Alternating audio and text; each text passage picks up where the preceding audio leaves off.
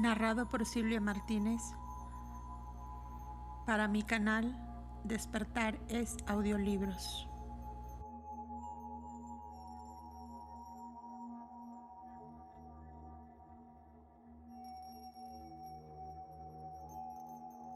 Ningún teólogo ni orientalista podrá comprender nunca las genealogías de los Prajapatis, de los Manus y de los Rishis, ni la relación directa de estos, su correlación más bien con los dioses, a menos que posea la clave de la cosmogonía y teogonía primitivas que todas las naciones poseían originalmente en común.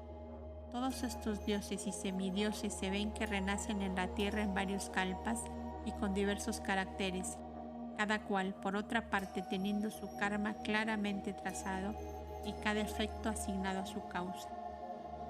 Antes de que pudieran explicarse otras estancias, era absolutamente necesario, como puede verse, mostrar que los hijos de la oscura sabiduría, aun cuando idénticos a los arcángeles que la teogonía ha querido llamar caídos, son tan divinos y tan puros, si no más puros, que todos los Migueles y Gabrieles tan glorificados por las iglesias. El antiguo libro da también algunos detalles de la vida astral, los cuales serían a esta sazón completamente incomprensibles para el lector. Debe dejarse, pues, para posterior explicación, y la primera y segunda razas ahora solo serán consideradas de paso, no así la tercera, la raza raíz que se separó en sexos y fue la primera dotada de razón. Los hombres se desarrollan par y paso con el globo, y este último tuvo su incrustación más de 100 millones de años antes de que la primera subraza humana hubiese principiado a materializarse o solidificarse, por decirlo así, pero según la estancia lo expresa. El hombre interno, la entidad consciente, no existía. Esta entidad consciente, dice el ocultismo, viene, más aún, es en muchos casos la misma esencia, y ese de las inteligencias elevadas, condenadas por la inflexible ley de la evolución kármica a reencarnar en este Manvantara. Inciso B.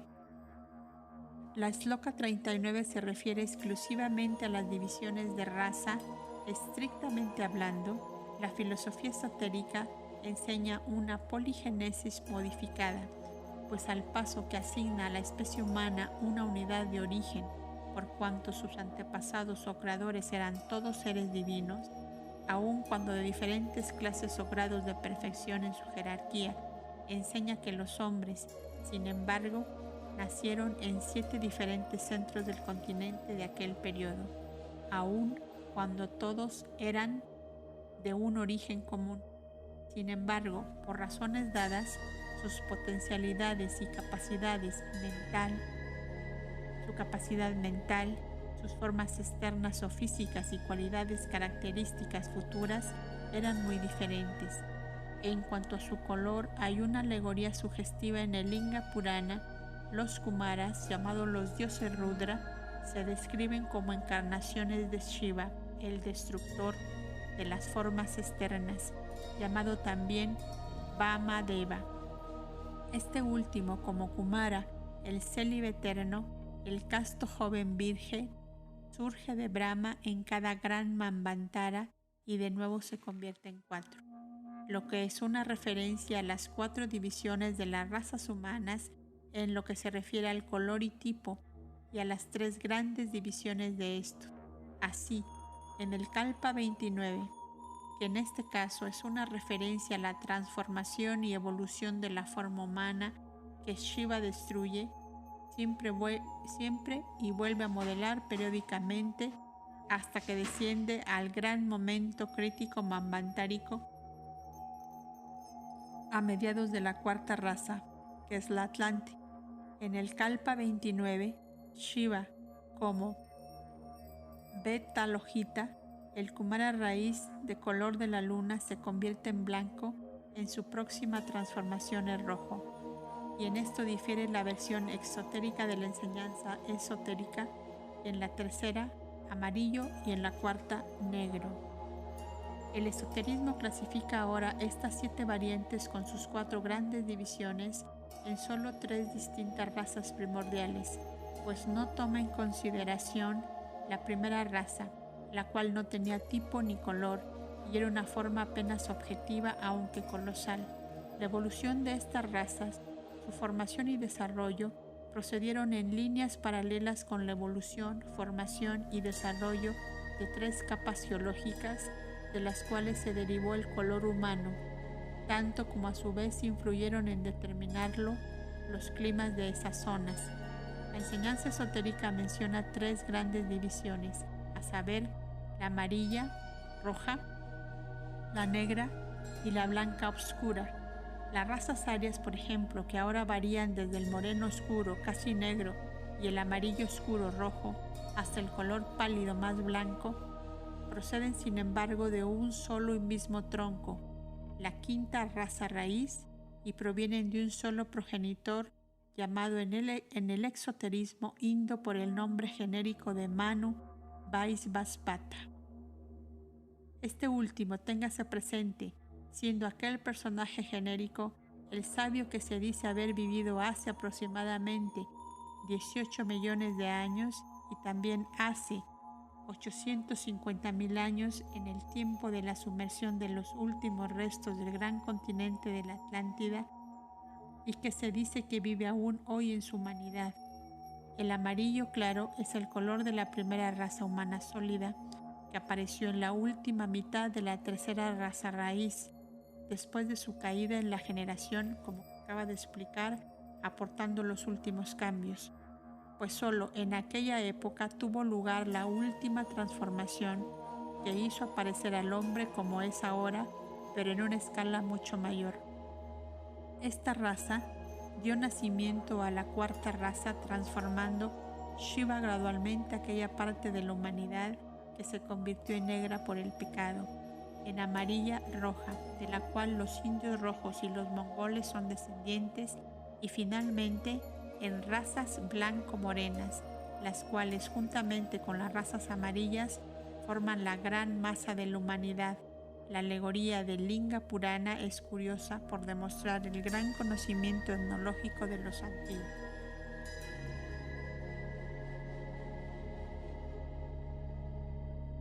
Cuando se lee que la última transformación tuvo lugar hace 18 millones de años, puede el lector considerar cuántos millones más debió necesitar para llegar a aquel último estado.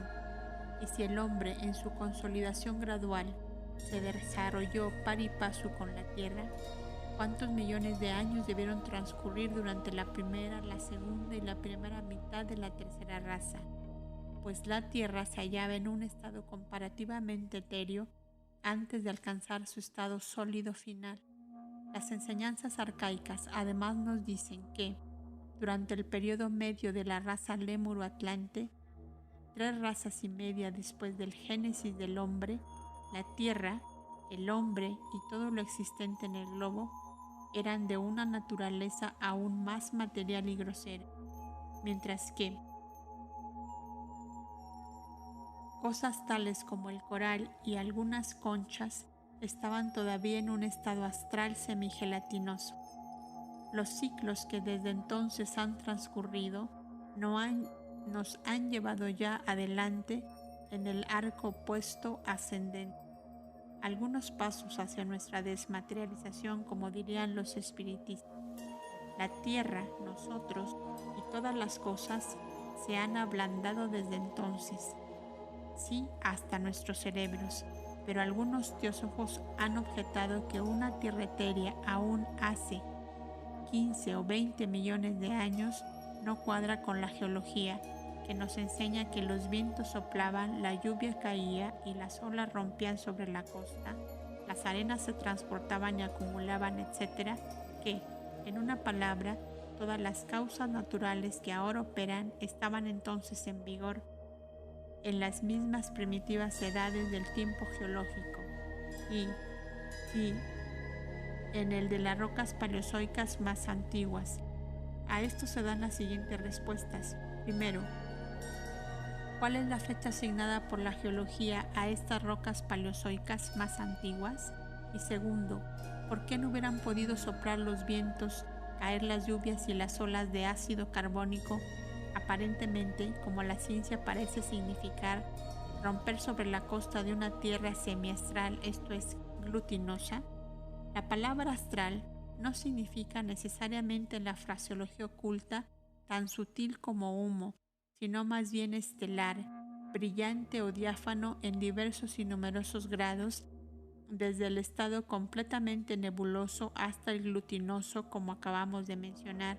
Pero se objeta además, ¿cómo podía una Tierra astral haber afectado a los otros planetas de este sistema? ¿No se desordenaría ahora todo el proceso si la atracción de un planeta cesase de repente? La objeción no tiene evidentemente valor, puesto que nuestro sistema se compone de planetas más viejos y más jóvenes, algunos muertos como la Luna, otros en proceso de formación, sin que la astronomía sepa nada en contrario. Ni esta última ha asegurado jamás que nosotros sepamos que todos los cuerpos de nuestro sistema hayan surgido a la existencia y se hayan desarrollado simultáneamente. Las enseñanzas secretas himalayicas difieren en este punto de las de la India. El ocultismo indo enseña que la humanidad del Manu Vaisvasvata tiene 18 millones de años y algunos años más de edad. Nosotros decimos, así es, pero solo en lo que se refiere al hombre físico o aproximadamente físico, que data de la terminación de la tercera raza raíz. Anteriormente a esta época, el hombre o su imagen nebulosa pudo haber existido, que nosotros sepamos, por 300 millones de años, puesto que no se nos enseñan cifras, las cuales son y continuarán siendo secretos de los maestros de la ciencia oculta, como precisamente se declaró en el budismo esotérico, octava edición, página 148. Por otra parte, cuando los Puranas indos hablan de un Manu Vaisvasvata, nosotros afirmamos que hubo varios, siendo genérico el nombre. Ahora debemos añadir algunas palabras más sobre la evolución física del hombre. Notas de la autora sobre los espíritus de la tierra.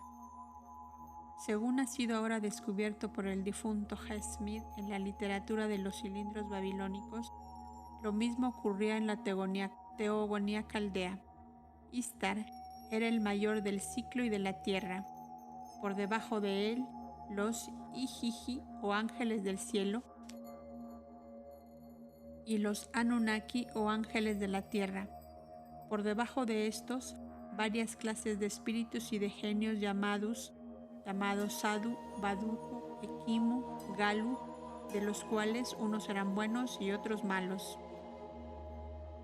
Véase Mitología Babilónica de Smith y también Hyber Lecture, página 141 de 6.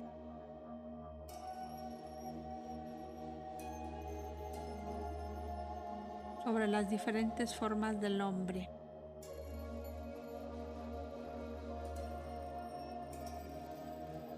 Unas superiores y otras inferiores conforme al karma de las diversas mónadas que encarnaban, las cuales no podían ser todas del mismo modo, del mismo grado de pureza en sus últimas vidas en otros mundos. Esto explica la diferencia de razas, la inferioridad del salvaje y otras variedades humanas. Sobre las grandes divisiones de la raza, Hay, dice Topinar en la edición inglesa de su Anthropology, con un prefacio por el profesor Brocates, elementos fundamentales del color en el organismo humano, a saber, el rojo, el amarillo y el negro, los cuales, mezclados en cantidades diversas con el blanco de los tejidos, dan lugar a esos numerosos matices que se observan en la familia humana.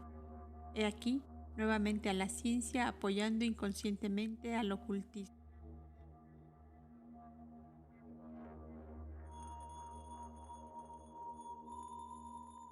Sobre la sumersión y los últimos restos del gran continente del Atlántico.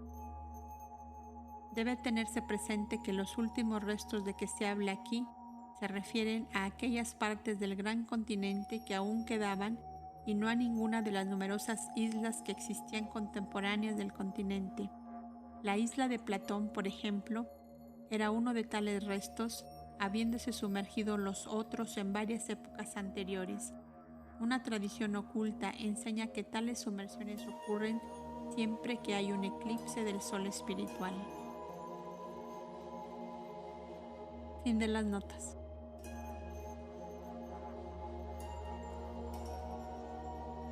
Enseñanzas arcaicas de los Puranas y del Génesis, evolución física. La escritora no dará nunca demasiadas pruebas de que el sistema de cosmogonía y antropogonía antes descrito existió realmente, que sus anales se conservan y que se encuentra reflejado hasta en las versiones modernas de las antiguas escrituras.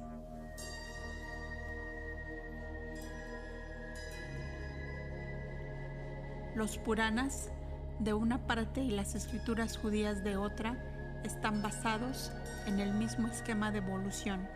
Si se leyeran esotéricamente y se expresaran en el lenguaje moderno, encontraría que eran tan científicos como lo que ahora pasa corrientemente como la última palabra de los descubrimientos recientes.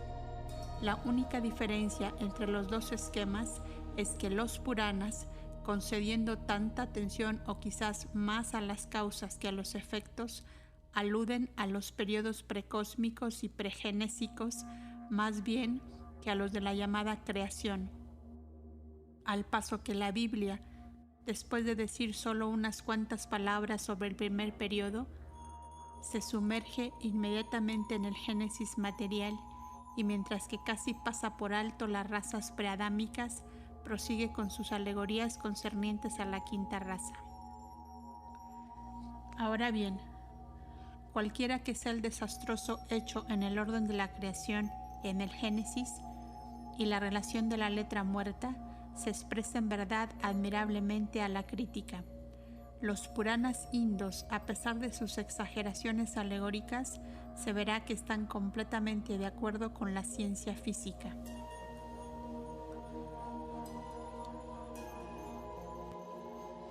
Nota de la autora sobre esto último. El desgraciado intento de Mr. Gladstone para reconciliar la relación genésica con la ciencia, véase su Aurora de la Creación y el Proemio al Génesis en The 19th Century, 1886, ha atraído sobre él el rayo joviano lanzado por Mr. Huxley.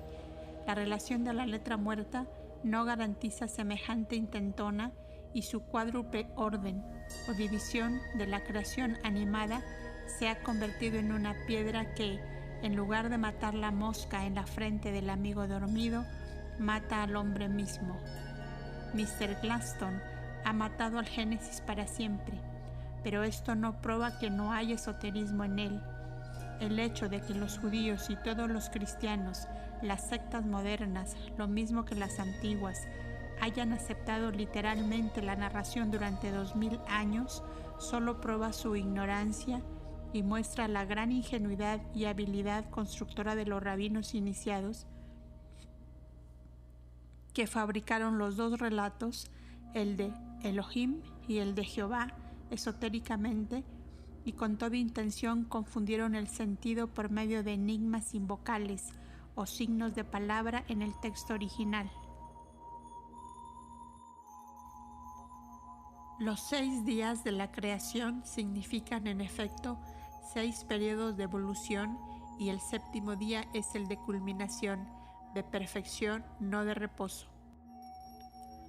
Esto se refiere a las 7 rondas y a las 7 razas con una creación distinta en cada una, aun cuando el empleo de la palabra Boker, aurora o mañana y Ereb, crepúsculo vespertino, que esotéricamente tiene el mismo significado que Sandhya, crepúsculo, en sánscrito, haya ocasionado la acusación de la ignorancia más crasa de la orden de la evolución.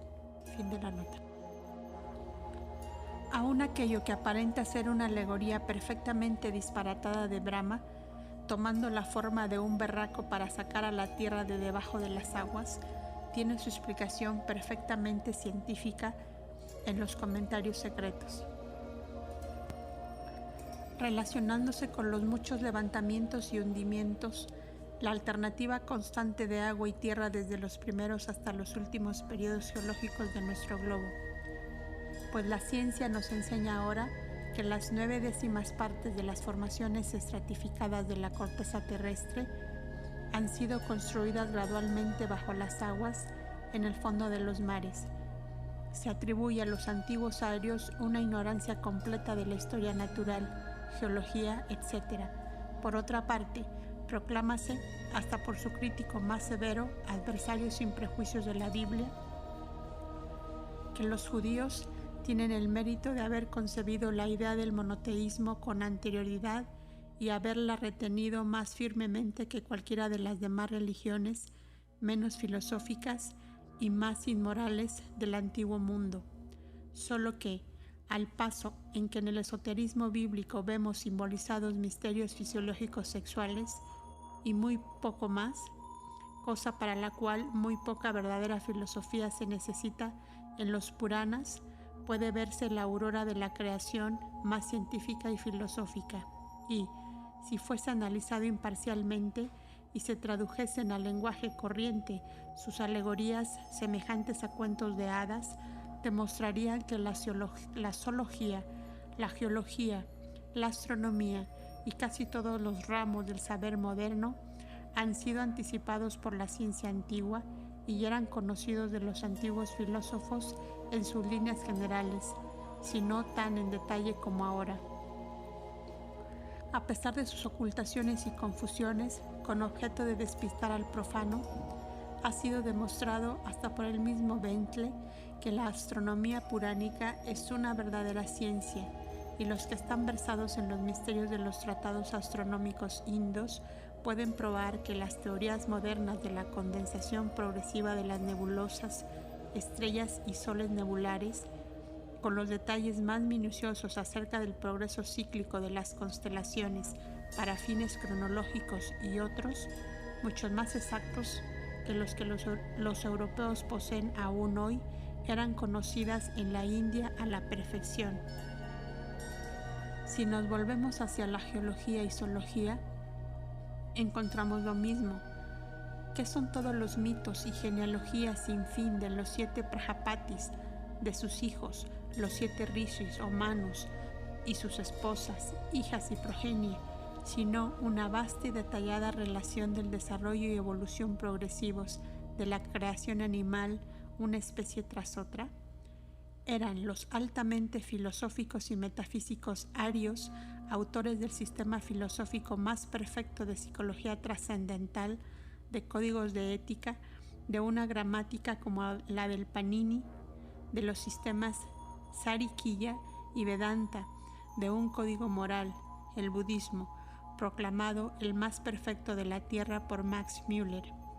¿Eran los arios tan imbéciles o infantiles para perder el tiempo en escribir cuentos de hadas, tales como los Puranas parecen ser ahora a los ojos de aquellos que no tienen la más remota idea de su significado secreto? ¿Qué es la fábula de la genealogía y origen de Kasyapa con sus 2 esposas, de las cuales tuvo una progenie numerosa y diversa de serpientes, nagas, reptiles, pájaros y toda clase de cosas vivas, que fue así el padre de todas las especies de animales, sino los anales velados del orden de la evolución en esta ronda? Hasta ahora no hemos visto que ningún orientalista tenga la más remota idea de las verdades ocultas bajo las alegorías y personificaciones. En el Satapatha Brahmana dice 1, da una relación no muy inteligible del origen del Kasyapa. Según el Mahabharata, el Ramayana y los Puranas, era hijo de Marichi, el hijo de Brahma, el padre de Visvasvat, el padre de Manu, el progenitor de la humanidad. Según el Satapatha Brahmana, habiendo Prajapati asumido la forma de una tortuga, creó descendencia. Lo que creó lo hizo, Akarot. De aquí la palabra kurma, tortuga. Kasyapa significa tortuga. Por esto se dice, todas las criaturas son descendientes de Kasyapa. Él era todo eso. Era también el padre del ave Garuda, el rey de la tribu con plumas que desciende de los reptiles, los nagas, y pertenecen al mismo tronco que ellos y que subsiguientemente se convirtió en su mortal enemigo.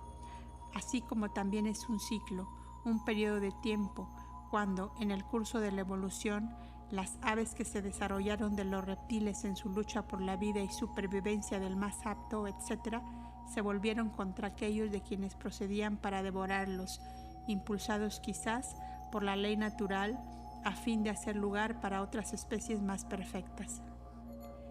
En el admirable epítome Modern Science and Modern Thought se da a Mr. Gladstone una lección de historia natural, demostrando el completo desacuerdo de la Biblia con ella.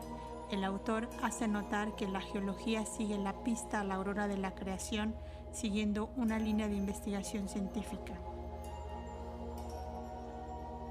Empezando por el fósil primeramente conocido, el Eocene canadiense del periodo laurenciano, y continuando por una cadena, cada uno de cuyos eslabones está firmemente engarzado a través del Silúrico, con su abundancia de moluscos, crustáceos, vida vermiforme y primeras indicaciones de peces, el Devónico, predominante en peces y primera aparición de reptiles, el Mesozoico, con sus batracios, la formación secundaria en que preponderaban los reptiles del mar, de la tierra y del aire, y en que principiaron a aparecer las primeras humildes formas de animales vertebrados terrestres, y finalmente la terciaria, en que la vida mamífera abunda, tipo sucediendo a tipo y especie a especies, son gradualmente diferenciados y especializados a través de los periodos Eoceno, Mioceno y Plioceno, hasta que llegamos a los periodos prehistóricos y glaciales, a una prueba positiva de la existencia del hombre. El mismo orden, con más la descripción de animales desconocidos para la ciencia moderna, se encuentra en los comentarios de los Puranas en general y en el libro de Cian en particular. La única diferencia, grave sin duda, puesto que implica una naturaleza espiritual y divina en el hombre, independiente de su cuerpo físico en este mundo ilusorio, en donde la falsa personalidad y su base cerebral solo las conoce la psicología ortodoxa, es la siguiente. Habiendo estado en todas las llamadas 7 creaciones representadas alegóricamente por los 7 cambios evolutivos o subrazas, como pudiéramos llamarlas, de la primera raza raíz de la humanidad, el hombre, ha estado en la tierra en esta ronda desde el principio, después de haber pasado por todos los reinos de la naturaleza en las 3 rondas anteriores. Su constitución física, una vez adaptada a las condiciones termales de aquellas épocas primitivas, hallóse pronta para recibir el divino peregrino en el primer amanecer de la vida humana, o sea, hace 18 millones de años. Solamente en el punto medio de la tercera raza raíz fue el hombre dotado de manas. Una vez unidos los 2 y luego los 3 hicieron uno, pues aun cuando los animales inferiores, desde la ameba al hombre, recibieron sus mónadas, en las cuales todas las cualidades superiores son potenciales, tienen estas cualidades que permanecer latentes hasta que el animal alcanza su forma humana, antes de cuya etapa, manas, que es la mente, no se desarrolla en ellos. En los animales, todos los principios están paralizados y en un estado parecido al del feto, exceptuando el segundo, el vital, el tercero, el astral, y los rudimentos del cuarto, kama, que es el deseo, instinto, cuya intensidad y desarrollo varían con las especies. Para el materialista apegado a la teoría darwinista, esto parecerá como un cuento de hadas, una mistificación. Para el creyente en el hombre interno espiritual, nuestra afirmación no tendrá nada que no sea natural. Según dice el comentario 9, Los hombres son completados solamente durante su tercer ciclo, próximo al cuarto o cuarta raza. Son hechos dioses para el bien y para el mal, y responsables solamente cuando los dos arcos se encuentran después de 3 y media rondas hacia la quinta raza. Son hechos así por los Nirmanakaya, que son los restos espirituales o astrales de los Rudra Kumaras, condenados a renacer en la tierra, significando condenados en su turno natural a la reencarnación en el arco ascendente superior del ciclo terrestre. Ahora bien, es seguro que la escritora se encontrará con los que se llamarán objeciones insuperables. Se nos dirá que la línea embriológica, el desarrollo gradual de cada vida individual y el progreso que se sabe tiene lugar en el orden de los estados progresivos de especialización, que todo esto se opone a la idea de preceder el hombre a los mamíferos. El hombre principia como la más primitiva y humilde de las criaturas vermiformes.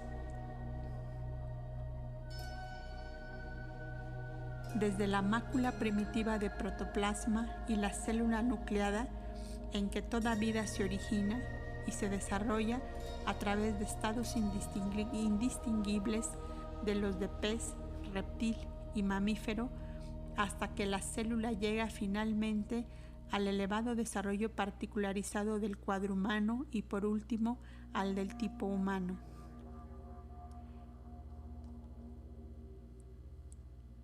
Esto es perfectamente científico y nada tenemos que decir en contra, pues todo ello se relaciona con el cascarón del hombre, su cuerpo, que en su desarrollo está, por supuesto, sujeto como toda otra de las que se llamaron un día unidades morfológicas a tales metamorfosis. No serán los que enseñan la transformación del átomo mineral por medio de la cristalización, que es la misma facultad y tiene igual relación con su llamado upadhi inorgánico o base que la formación de las células con su núcleo orgánico a través de la planta, del insecto y del animal hasta el hombre.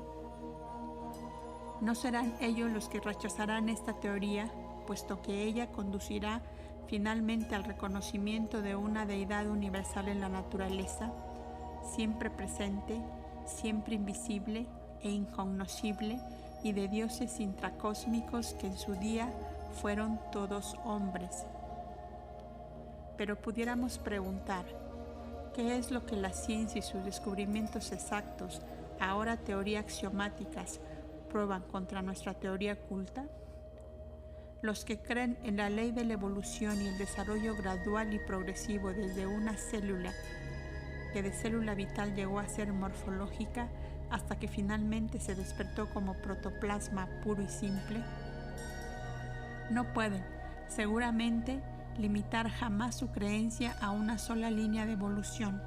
Los tipos de la vida son innumerables y el progreso de la evolución, por otra parte, no va al mismo compás en toda clase de especies. La constitución de la materia primordial en el periodo silúrico, nos referimos a la materia primordial de la ciencia, era la misma en todas sus particularidades esenciales, excepto en su grado de tosquedad presente como materia primordial viviente de hoy. Ni tampoco vemos lo que debiera verse si la actual ortodoxa teoría de la evolución fuera completamente exacta, a saber, un progreso constante transcurriendo siempre en todas las especies de seres. En lugar de esto, ¿qué es lo que vemos? Al paso que los grupos intermedios de seres animales tienden todos hacia un tipo superior, y mientras las especializaciones ahora de un tipo y después de otro se desarrollan a través de las edades geológicas, cambian las formas, asumen nuevas apariencias, aparecen y desaparecen con rapidez calidoscópica en las descripciones de los paleontólogos de un periodo a otro. Y las dos solitarias excepciones a la regla general son las que se hallan en los polos opuestos de la vida y de los tipos, a saber, el hombre y los géneros inferiores de seres. Ciertas formas bien marcadas de seres vivos han existido a través de extensísimas épocas, sobreviviendo no solo a los cambios de las condiciones físicas, sino persistiendo relativamente inalteradas, mientras que otras formas de vida han aparecido y desaparecido. Semejantes formas pueden llamarse tipos persistentes de la vida y ejemplos de ellas abundan bastante tanto en el mundo animal como en el vegetal. Sin embargo, no se nos da ninguna buena razón de por qué Darwin enlaza los reptiles, aves, anfibios, peces, moluscos, etc., como retoños de una misma ascendencia monérica. Ni se nos dice tampoco si los reptiles, por ejemplo, son descendientes directos de los anfibios,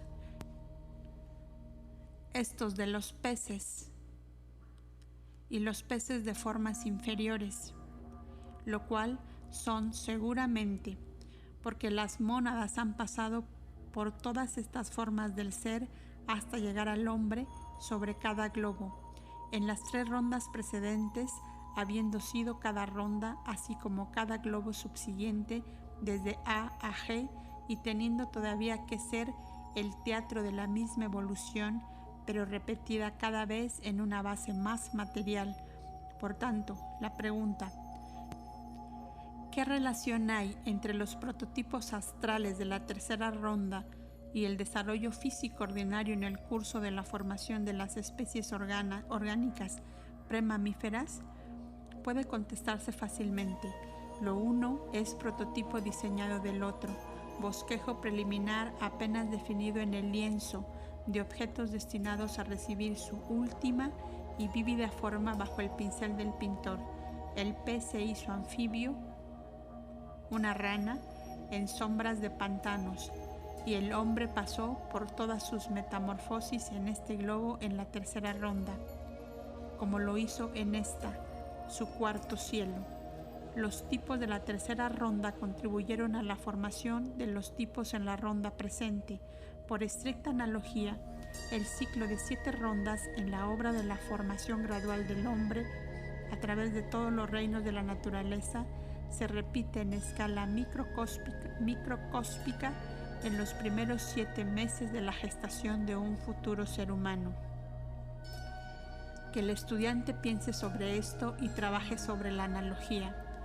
Así como el niño de 7 meses no nacido, aunque del todo completo, necesita, sin embargo, 2 meses más para adquirir fuerza y consolidarse, así el hombre, después de completar su evolución durante 7 rondas, permanece 2 periodos más en la matriz de la madre naturaleza antes de nacer, o más bien renacer como Dhyani, aún más perfecto de lo que era antes de lanzarse como mónada en la cadena de mundos nuevamente construida. Que el estudiante reflexione sobre este misterio y entonces se convencerá fácilmente de que así como hay eslabones físicos entre muchas clases, asimismo hay dominios determinados en donde la evolución astral se sumerge en la física. De esto no dice la ciencia una palabra. El hombre se ha desarrollado con y del mono, dice, pero ahora véase la contradicción. Huxley procede a señalar plantas, helechos, musgos, algunos de ellos genéricamente idénticos a los que ahora viven, que se encuentran en la época carbonífera, pues. El cono de la Araucaria o olítica se distingue apenas del de las especies existentes. Algunos subreinos de animales proporcionan los mismos ejemplos. Los globigerinos de los sondeos del Atlántico son idénticos a las especies cretáceas del mismo género. Los colares lisos del período siluriano se parecen maravillosamente a los miléporos de nuestros propios mares. Los arácnidos, cuyo grupo superior, los escorpiones, están representando en el carbón por un género que difiere de sus congéneres vivos, en los ojos, etc. Todo lo cual puede determinarse con la declaración autorizada del Dr. Carpenter acerca de los forantiníferos. No hay prueba de ninguna modificación fundamental o avance en el tipo foraminífero desde los periodos paleozoicos a nuestros tiempos. La fauna foraminífera de nuestras propias series presenta probablemente un campo de variedad mayor que el que ha existido en ninguna época anterior, pero no hay indicación de tendencia alguna a elevarse a un tipo más alto. Ahora bien, así como los foraminíferos, que son los protozoarios del tipo más inferior de la vida sin boca ni ojos, no hay indicación de cambio exceptuando su mayor variedad presente. Así también el hombre, que se halla en el peldaño más elevado de la escala del ser, indica aún menos cambio, como hemos visto, pues el esqueleto de su antecesor paleolítico se ha visto que es hasta superior, desde cierto punto de vista, a su constitución presente. ¿Dónde está, pues, la uniformidad de la ley que se pretende, la regla absoluta de unas especies convirtiéndose en otras y así por gradación insensible en tipos superiores? Vemos que Sir William Thomson admite hasta 400 millones de años desde el tiempo en que el globo se enfrió lo suficiente para permitir la presencia de cosas vivas. Y durante este enorme transcurso de tiempo, solo en el periodo oolítico, la llamada edad de los reptiles, encontramos una variedad y abundancia de las más extraordinarias de formas saurias, alcanzando el tipo anfibio su más elevado desarrollo. Nos hablan de ictiosauros, plesiosaurios en los largos ríos y de cocodrilos o lagartos alados volando por el aire, después de lo cual en el periodo terciario vemos que el tipo mamífero exhibe notables divergencias de las formas que existían previamente, los mastodontes, megaterios y otros pesados habitantes de los antiguos bosques y llanuras. Y luego se nos notifica la transformación gradual de una de las ramificaciones del orden de los cuadrumanos en aquellos seres de los cuales el hombre primitivo mismo puede pretender la descendencia. Puede, pero nadie, exceptuando el materialista, sabe por qué ha de hacerlo, pues no hay la menor necesidad de ello ni de semejante evolución está garantizada por los hechos, puesto que los más interesados en probarlo confiesan su completo fracaso al tratar de encontrar un solo hecho que sostenga su teoría. No hay necesidad de que los innumerables tipos de la vida representen los miembros de una serie progresiva. Son ellos los productos de varias y diferentes divergencias de la evolución que tienen lugar ahora en una dirección y luego en otra. Por tanto, es mucho más justificable decir que el mono evolucionó hacia el orden de los cuadrumanos que no que el hombre primitivo, que ha permanecido estacionario en su especialización humana desde el primer esqueleto fósil encontrado en los estratos más antiguos y al que no se encuentra variedad alguna salvo en el color y tipo facial, descienda de un antecesor común juntamente con el mono.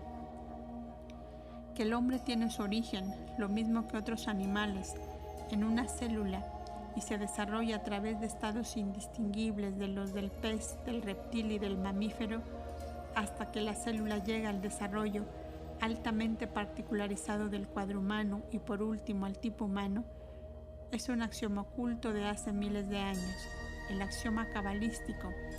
La piedra se convierte en planta, la planta en animal, el animal en hombre, el hombre en Dios, se sostiene firme a través de las edades. Haeckel en su Schöpfungsgeschichte publica un doble dibujo representando dos embriones, el de un perro de 6 semanas y el de un hombre de 8. Los dos, exceptuando una ligera diferencia en la cabeza, la cual es más larga y ancha en la del hombre, son indistinguibles.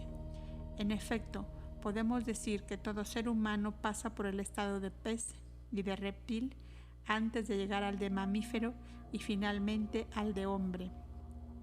Si lo examinamos en un estado más avanzado, cuando el embrión ha pasado ya de la forma de reptil, vemos que durante un tiempo considerable la línea de desarrollo permanece la misma que la de los otros mamíferos. Los miembros rudimentarios son exactamente iguales, Los 5 dedos de manos y pies se desarrollan del mismo modo y el parecido, después de las 4 primeras semanas, entre el embrión de un hombre y el de un perro, es tal que es casi imposible distinguirlos. Hasta la edad de 8 semanas, el hombre en embrión es un animal con cola, apenas distinguible del cachorro en embrión.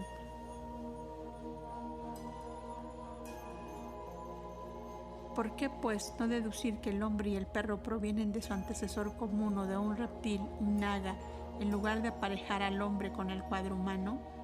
Esto sería tan lógico como lo primero, si no más. La forma y las etapas del embrión humano no han cambiado desde los tiempos históricos, y estas metamorfosis eran conocidas de Esculapio y de Hipócrates, lo mismo que de Mr. Huxley. Por tanto, desde el momento que los cabalistas lo habían observado desde los tiempos prehistóricos, ya no es un nuevo descubrimiento. Como el embrión del hombre no tiene más del mono que de otro mamífero cualquiera, sino que contiene en sí la totalidad de los reinos de la naturaleza, y puesto que parece ser un tipo persistente de la vida, aún mucho más caracterizado que los mismos foraminíferos, parece tan ilógico hacerle proceder del mono como sería trazar su origen de la rana o del perro. Tanto la filosofía oculta como la oriental creen en la evolución, la cual presentan Manu y Kapila con mucha más claridad que lo hace en el presente ningún hombre de ciencia. No es necesario repetir aquí lo que ha sido ampliamente discutido en Isis sin velo, puesto que el lector puede ver todos estos argumentos y la descripción de las bases en que se apoyan todas las doctrinas orientales de la evolución en nuestros primeros volúmenes. Pero ningún ocultista puede aceptar la proposición nada razonable de que todas las formas ahora existentes, desde la ameba informe hasta el hombre, son descendientes en línea directa de organismos que vivieron millones y millones de años antes del nacimiento del hombre, en los periodos presilurianos, en el mar y en la tierra fangosa. Los ocultistas creen en una ley inherente de desarrollo progresivo. Mr. Darwin jamás creyó en ella, y así lo dice, pues vemos que declara que, puesto que no puede haber ventajas para el animalculo infusorio o para el gusano intestinal en llegar a estar altamente organizados, por eso, la selección natural, que no incluye necesariamente el desarrollo progresivo, deja quietos al animalculo y al gusano, tipos persistentes. No aparece una ley muy uniforme en tal conducta de la naturaleza, pues parece más bien la acción discernidora de alguna selección suprafísica. Quizás ese aspecto del karma que los ocultistas orientales llamarían la ley de retardación tenga algo que ver en esto. Pero todo hace dudar de que el mismo Mr. Darwin diera a su ley una importancia tal como la que le dan ahora sus partidarios ateos. El conocimiento de las diversas formas vivas de los periodos geológicos que han pasado es muy pobre. Las razones que el Dr. Bastian ha dado para ello son muy sugestivas. Primero, a causa del modo imperfecto con que las diversas formas pueden estar representadas en las capas pertenecientes al periodo. Segundo, por la naturaleza extremadamente limitada de las exploraciones que se han hecho en estos estratos de representación imperfecta. Y tercero, por ser tantas las partes de los anales que no son inaccesibles, casi todos los del sistema siluriano, habiendo sido borrados por el tiempo, mientras que los 2/3 de la superficie de la Tierra en que se encuentran las capas restantes están ahora cubiertos por los mares. Por eso dice Mr. Darwin: por mi parte, siguiendo la metáfora de Lyell, miro los anales geológicos como una historia del mundo imperfectamente conservada y escrita en un dialecto cambiante. De esta historia solo poseemos el último volumen, que se refiere únicamente a 2 o 3 países. De este volumen, solo aquí y allá se ha conservado algún corto capítulo, y de cada página solo unas cuantas líneas aquí y acullá. Ciertamente, que con tan pobres datos no puede decir la ciencia su última palabra, ni tampoco es causa de ninguna clase de orgullo humano, ni por ninguna creencia fuera de razón, de que el hombre represente hasta aquí, en la Tierra, en nuestra época quizás, el tipo más elevado de la vida, que el ocultismo niega que todas las formas procedentes de la vida humana pertenecieron a tipos inferiores al nuestro, pues no es así. Lo hace simplemente porque el eslabón perdido que probaría de modo innegable la teoría actual no será encontrado jamás por los paleontólogos. Creyendo como creemos que el hombre en las rondas anteriores ha hecho su evolución desde las formas más inferiores de todas las vidas, vegetal y animal, en la Tierra y ha pasado por ellas, no hay nada degradante en la idea de tener al orangután como antecesor de nuestra forma física. Todo lo contrario, toda vez que apoyaría de modo irresistible la doctrina oculta respecto de la evolución final hasta convertirse en hombre, de todo lo existente en la naturaleza terrestre. Podría hasta preguntarse cómo es que los biólogos y antropólogos, una vez que han aceptado firmemente la teoría de la descendencia del hombre del mono, ¿cómo es? Repetimos que han dejado hasta ahora sin tocar la futura evolución de los monos existentes en hombres. Esta no es más que la consecuencia lógica de la primera teoría, a menos que la ciencia quiera hacer del hombre un ser privilegiado y su evolución un sin precedente en la naturaleza, un caso enteramente especial y único. Y a esto es a donde va a parar la ciencia física con sus teorías. Sin embargo, la razón por la cual los ocultistas rechazan la teoría darwiniana y especialmente la haeckelиana es porque el mono, dicho sea con verdad, y no el hombre, es un ejemplo especial y único. El pitecoide es una creación accidental, un desarrollo forzado, el resultado de un proceso no natural. La doctrina oculta es, según creemos, más lógica. Enseña una ley natural cíclica, siempre invariable, sin designio especial, personal alguno, sino obrando sobre un plan uniforme que prevalece durante el periodo manvantárico y que trata a la lombriz de tierra como trata al hombre. Ni el uno ni el otro han procurado venir a la existencia, y por tanto, ambos se encuentran bajo la misma ley de evolución y ambos tienen que progresar con arreglo a la ley kármica. Los dos han partido del mismo centro neutral de vida y ambos tienen que volver de nuevo a él a la consumación del ciclo. No se niega que en la ronda precedente fuese el hombre una criatura gigantesca semejante al mono, y cuando decimos hombre debiéramos quizás decir el grosero molde que se estaba desarrollando para el uso del hombre en esta ronda solamente, el punto o medio o de transición que apenas hemos llegado a alcanzar, ni tampoco era el hombre durante las primeras 2,5 razas raíces lo que es ahora. Este punto lo alcanzó, según ya se ha dicho, hace solo 18 millones de años durante el periodo secundario, según pretendemos. Hasta entonces era, según la tradición y la enseñanza oculta, un dios sobre la tierra que había caído en la materia o generación. Esto puede ser o no aceptado, puesto que la doctrina secreta no se impone como un dogma infalible, y porque, ya se acepten o rechacen sus anales prehistóricos, ello nada tiene que ver con la cuestión del hombre actual y su naturaleza interna, pues la caída antes mencionada no ha dejado ningún pecado original en la humanidad, pero todo esto ha sido ya suficientemente tratado.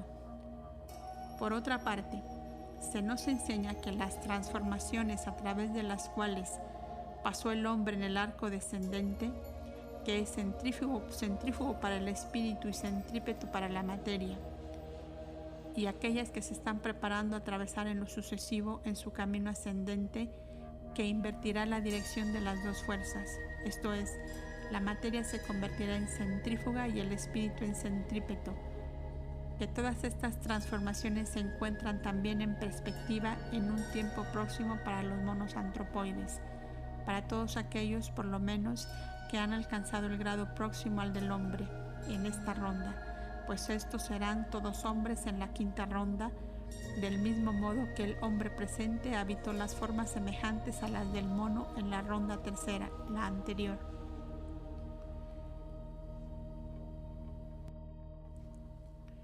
Ved pues, en los modernos habitantes de los grandes bosques de Sumatra, los ejemplares empequeñecidos y degradados, las copias borrosas, como dice Mr. Huxley, de nosotros mismos, como éramos nosotros, la mayoría de la humanidad, en las primeras subrazas de la cuarta raza raíz, durante el periodo de lo que ahora se llama la caída en la generación.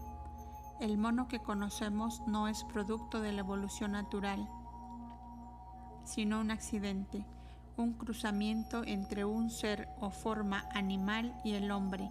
Como ya se ha indicado en este volumen, el animal mudo fue el primero en principiar la conexión sexual, porque fue el primero en separarse en macho y hembra. Tampoco estaba en el plan de la naturaleza que el hombre siguiese este ejemplo bestial, como lo muestra hoy la procreación relativamente sin dolor de las especies animales y el terrible sufrimiento y peligro de la mujer en aquella.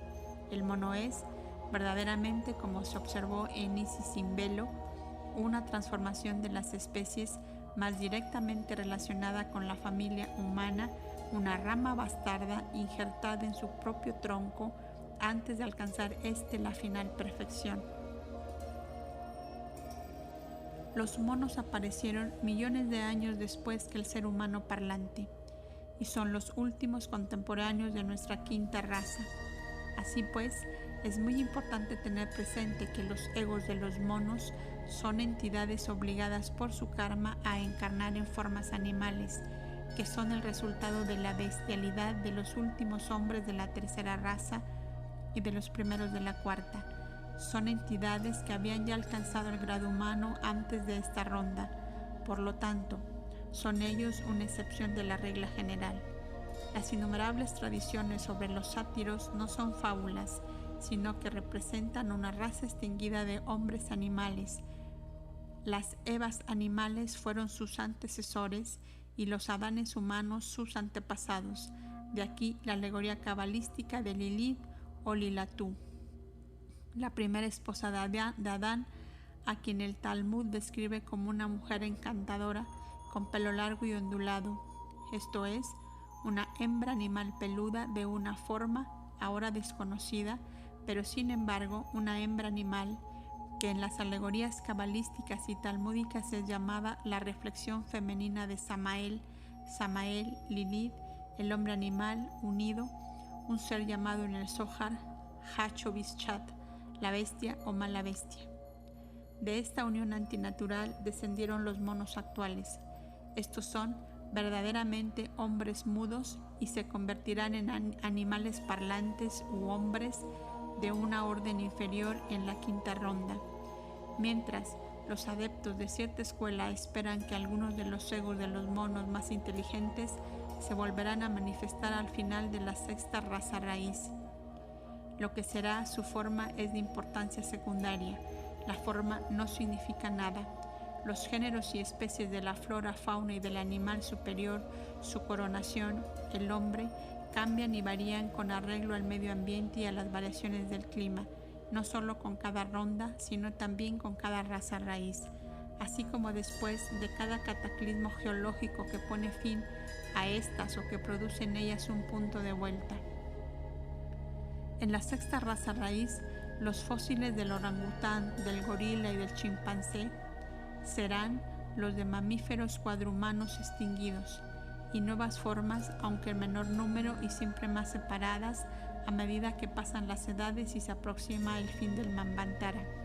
Se desarrollarán de los tipos desechados de las razas humanas, al retornar ellas a la vida astral, saliendo del lodo de la vida física. Antes del hombre no hubo monos, y estos se extinguirán antes de que se desarrolle la séptima raza. Karma conducirá adelante las mónadas de los hombres no progresados de nuestra especie y las alojará en las formas nuevamente desarrolladas del cinocéfalo, así regenerado fisiológicamente. Esto tendrá lugar, por supuesto, dentro de millones de años, pero el cuadro de esta procesión cíclica de todo lo que vive y respire sobre la tierra, de cada especie en su turno, es verdadero y no necesita creación especial o formación milagrosa del hombre, de la bestia y de la planta es nihilo. He aquí como la ciencia oculta explica la ausencia de todo eslabón entre el mono y el hombre y muestra al primero desarrollándose del último. Una vista panorámica de las primeras razas. Hay un periodo de unos cuantos millones de años que cubrir entre la primera raza sin mente y los últimos lémures altamente inteligentes e intelectuales. Hay otro entre la primera civilización de los atlantes y el periodo histórico. Como testigos de los lémures, solo quedan unos cuantos anales silenciosos en forma de media docena de colosos rotos y de antiguas ruinas ciclópeas. A estas no se les presta atención por ser producto de fuerzas naturales ciegas, según algunos aseguran, o enteramente modernas, según otros. La tradición se pasa por alto, con desdén por el escéptico y el materialista, mientras que los hombres de iglesia, demasiado celosos, la hacen en todos los casos servidora de la Biblia. Sin embargo, en cuanto una leyenda se niega a armonizarse con la teoría del diluvio de Noé, es declarada por el clero cristiano voz delirante y loca de viejas supersticiones. Niégase la Atlántida, cuando no se la confunde con la Lemuria y otros continentes desaparecidos, porque la Lemuria es quizás, a medias, creación de la ciencia moderna, y por tanto hay que creer en ella, mientras que la Atlántida de Platón es considerada como un sueño por la mayoría de los científicos. Los creyentes en Platón describen generalmente la Atlántida como una prolongación del África. Sospéchase también que existió un viejo continente en la costa oriental, pero el África como continente nunca formó parte de la Lemuria ni de la Atlántida, como hemos convenido en llamar al tercero y cuarto continentes. Sus nombres arcaicos jamás han sido mencionados en los Puranas ni en ninguna otra parte, pero solo con que se posea una de las claves esotéricas estaría fácil identificar esas tierras desaparecidas con el sinnúmero de tierras de los dioses Devas y Munis descritas en los Puranas en sus Varsas, Vipas y Zonas. Su Speta Vipa durante los primeros días de la Lemuria se erigía como un pico gigante surgiendo del fondo del mar, y el área entre el Atlas y Madagascar estuvo ocupada por las aguas hasta el primer periodo de la Atlántida, después de la desaparición de la Lemuria, cuando el África surgió del fondo del océano y el Atlas se sumergió a medias. Es, por supuesto, imposible intentar, ni aun en la cabida de varios volúmenes, una relación consecutiva y detallada de la evolución y progreso de las primeras tres razas, y nos limitaremos, por tanto, a exponer ahora una idea general del asunto.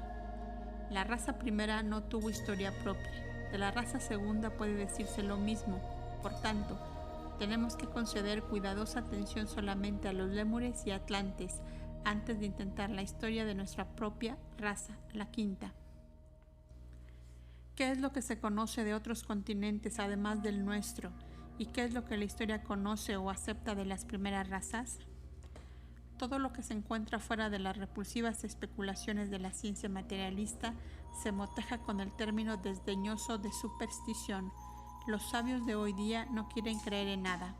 Las razas aladas y hermafroditas de Platón y su edad de oro bajo el reino de Saturno y los dioses son tranquilamente retrotraídas por Haeckel a su nuevo lugar en la naturaleza.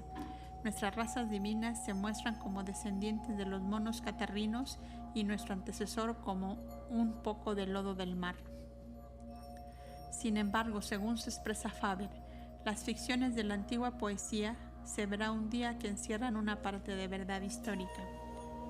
A pesar de los esfuerzos parciales del erudito autor de A Dissertation on the Mysteries of the Kabiri, esfuerzos dirigidos en sus 2 volúmenes a obligar a los mitos y símbolos clásicos del antiguo paganismo a que apoyen la verdad de la escritura, El tiempo y las investigaciones posteriores han vengado, al menos en parte, la verdad, presentándola desnuda.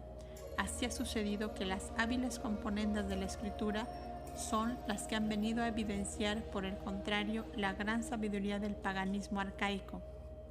Y esto, a pesar de la inextricable confusión en que fue puesta la verdad acerca de los Kaviri, los dioses más misteriosos de la antigüedad, por las extrañas y contradictorias especulaciones del obispo de Cumberland, del doctor Shockford, de Cudworth, de Vallancey, etcétera, etcétera, y finalmente de Faber. Sin embargo, todos estos sabios, desde el primero al último, llegaron a cierta conclusión formulada por el último del modo siguiente: no tenemos fundamento para creer que la idolatría del mundo de los gentiles fue una mera invención arbitraria. Por el contrario, parece haber sido construida casi universalmente sobre recuerdos tradicionales de ciertos sucesos reales. Estos sucesos entiendo que son la destrucción de la primera, la cuarta en las enseñanzas esotéricas, raza de la humanidad por las aguas del diluvio. A esto añade Faber: estoy convencido de que la tradición del hundimiento de la isla Flegia es la misma que la del hundimiento de la isla Atlántida. Ambas me parece que aluden a un gran suceso, al hundimiento del mundo entero bajo las aguas del diluvio o el alzamiento del agua central, si suponemos que la bóveda de la tierra permaneció en su posición original. En efecto, M. Bailey, en su obra sobre los Atlantes de Platón, cuyo objeto es evidentemente despreciar la autoridad de la cronología bíblica, trata de probar que los atlantes eran una nación del norte, muy antigua y muy anterior a los indos, a los fenicios y a los egipcios. En esto está Faber de acuerdo con Bailey, quien se muestra más instruido y con más intuición que los que aceptan la cronología bíblica.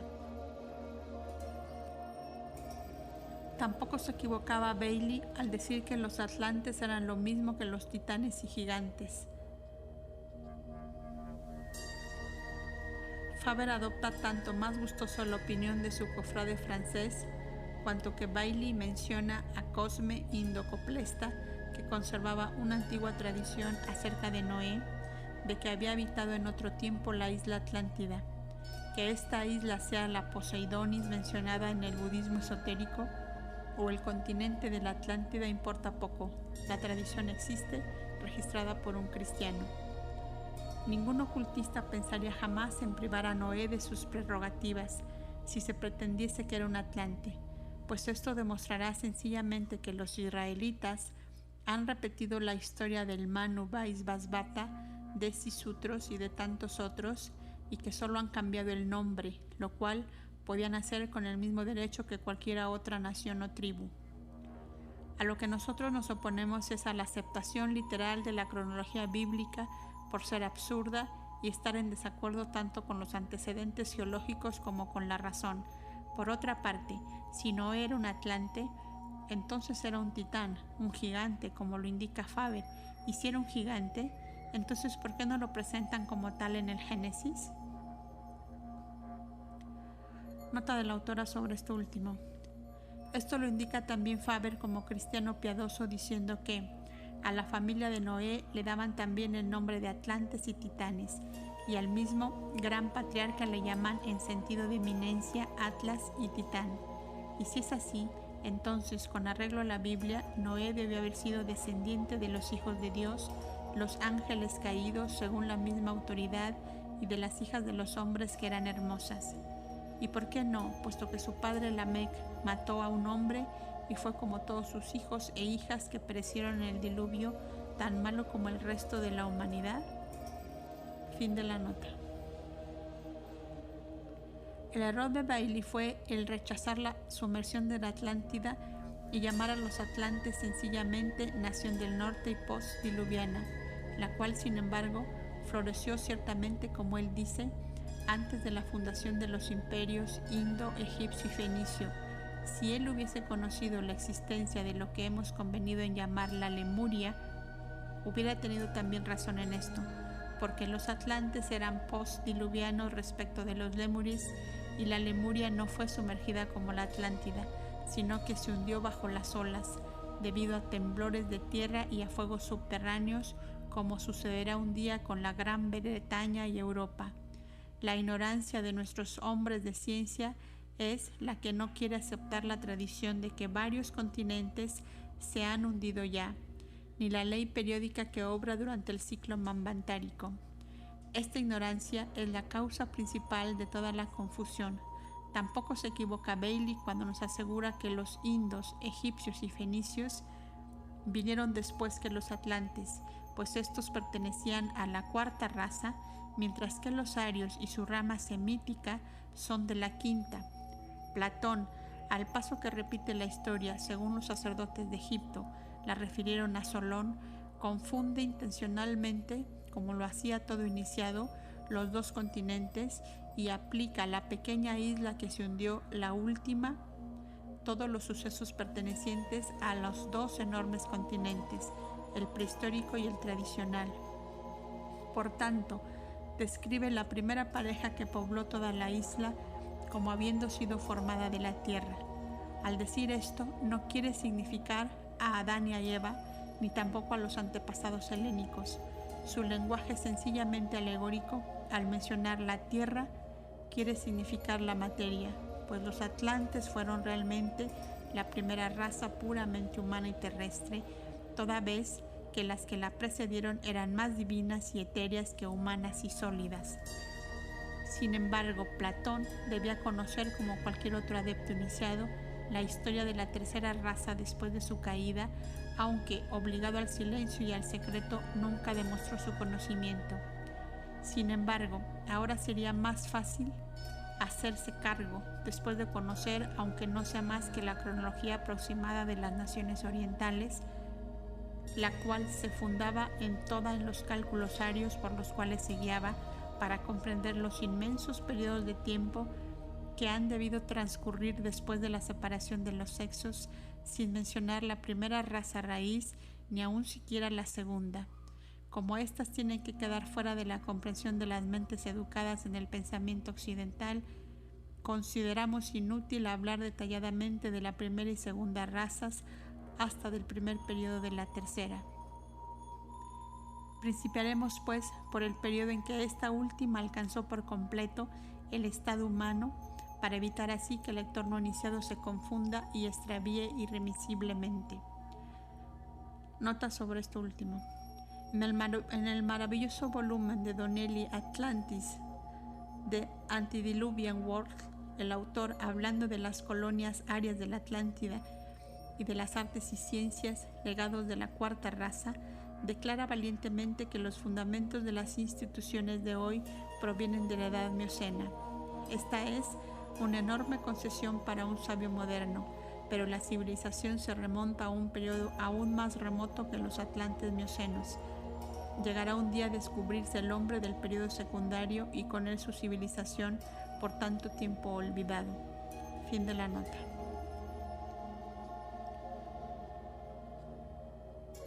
La tercera raza cayó y no creó más. Ella engendró su progenie. Como en la época de la separación estaba aún sin mente, engendró además una descendencia anómala hasta que su naturaleza fisiológica ajustó sus instintos en la dirección de vida, lo mismo que los señores dioses de la Biblia, los hijos de la sabiduría, los Dian Chohans, las habían prevenido de no tocar el fruto prohibido por la naturaleza, pero el aviso resultó inútil. Los hombres comprendieron lo impropio. No es preciso decir el pecado de lo que habían hecho, solo cuando era demasiado tarde. Después que las mónadas angélicas de esferas superiores hubieron encarnado en ellos, dotándoles de entendimiento. Hasta aquel día habían permanecido sencillamente físicos, lo mismo que los animales generados por ellos, porque ¿cuál es la distinción?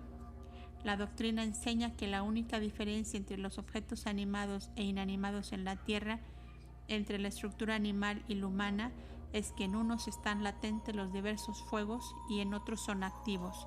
Los fuegos vitales están en todas las cosas y ni un átomo está privado de ello. pero ningún animal posee manifestados los tres principios superiores, solo se hallan sencillamente en estado potencial latente y por tanto no existente. Y así estarían hoy día las formas animales de los hombres si hubiesen sido dejadas tales como salieron de los cuerpos de sus progenitores, cuyas sombras eran, para desenvolverse, desarrolladas únicamente por los poderes y fuerzas inmanentes en la materia, pero, según se dice en el Pymander, esto es un misterio que hasta hoy está sellado y oculto. La naturaleza mezclada con el hombre produjo un milagro portentoso, la mezcla armónica de la esencia de los 7 pitris o gobernadores y la suya propia, el fuego y el espíritu y la naturaleza, el no humano de la materia, los cuales, mezclándose, produjeron 7 hombres de sexos opuestos, negativo y positivo, con arreglo a las esencias de los 7 gobernadores. Así, dice Hermes, el 3 veces gran iniciado, el poder del pensamiento divino, San Pablo, otro iniciado, llamó a nuestro mundo el espejo enigmático de la verdad pura, y San Gregorio de Nacianceno corroboró a Hermes declarando que las cosas visibles no son sino la sombra y delineación de cosas que no podemos ver.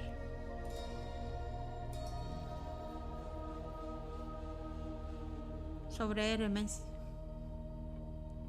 y el Pymander. El Pymander de nuestros museos y bibliotecas es un compendio de uno de los libros de Thoth por un platónico de Alejandría. Fue vuelto a arreglar en el siglo III con arreglo a antiguos manuscritos hebreos y fenicios por un cabalista judío y llamado el Génesis de Enoch, pero hasta sus restos desfigurados muestran cuánto concuerdan estos textos con la doctrina arcaica. Como se ve en la creación de los 7 creadores y 7 hombres primitivos, en cuanto a Enoch, Thoth o Hermes, Orfeo y Cadmo, son todos nombres genéricos, ramas y retoños de los 7 primordiales sabios, Dian, Chohans o Devas encarnados en cuerpos ilusorios no mortales, que enseñaron a la humanidad todo lo que sabían y cuyos primeros discípulos tomaron los nombres de sus maestros. Esta costumbre pasó de la 4ª raza a la 5ª. De aquí la igualdad de las tradiciones acerca de Hermes. Los egiptólogos cuentan 5 de estos, Enoch, etc. Todos ellos son inventores de letras, ninguno de ellos muere, viven todavía y son los primeros iniciadores y fundadores de los misterios. Últimamente fue cuando el Génesis de Enoch desapareció de entre los cabalistas. Guillermo Postel lo vio, era ciertamente en gran parte una copia de los libros de Hermes y anterior a los libros de Moisés, según Elifaz Levi dice a sus lectores. Fin de la nota.